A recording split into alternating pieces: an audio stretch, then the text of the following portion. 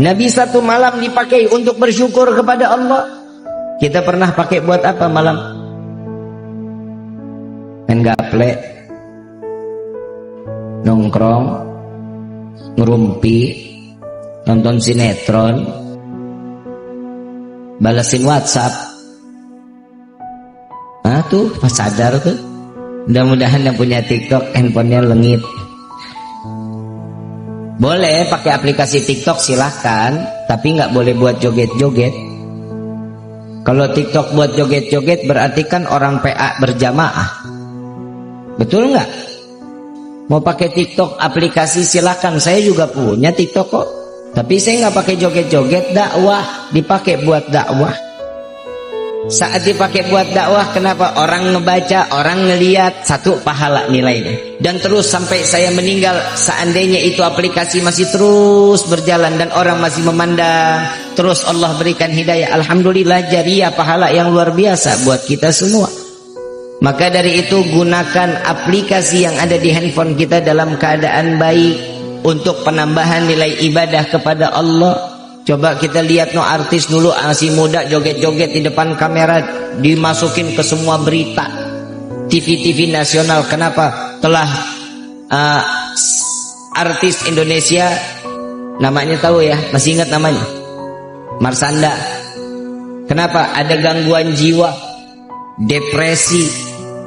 Nah sekarang kalau orang joget-joget di TikTok lebih gila daripada Marshanda berarti. Kalau Marshanda joget mah masih sendiri, ini rame-rame berarti gilanya berjamaah. Betul nggak? Gunakan handphone ini, bisa jadi pahala, bisa jadi dosa. Tergantung bagaimana kita gunakan handphone ini. Tangan kita gunain buat apa? Emang jempol nggak ada saksinya ntar di hadapan Allah? Ada. Model kayak Akang, AA yang belum nikah sering nggombalin cewek. Itu ntar jempolnya jadi saksi di yaumil kiamah. Itu jempol diciptain buat apa? Buat ngenggombalin perempuan.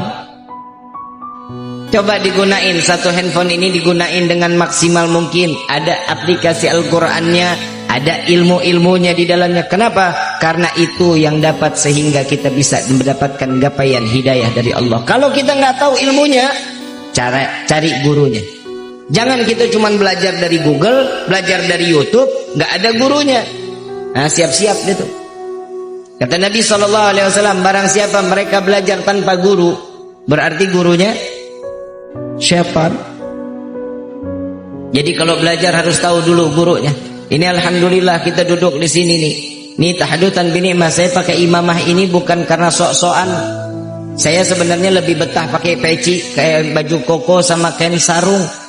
Saya kalau pakai ini beban di dalam hidup saya. Tapi demi Allah, kalau bukan karena ijazah dari guru-guru kami ini merasa beban bagi kami. Bukan kami sok-sokan pakai imamah ini untuk menjadi orang-orang yang bakal dihormatin, enggak. Bukan. Dan ini sanadnya sampai kepada baginda Rasulullah SAW. Jadi cuman belajar untuk menghidupkan sunnah Nabi.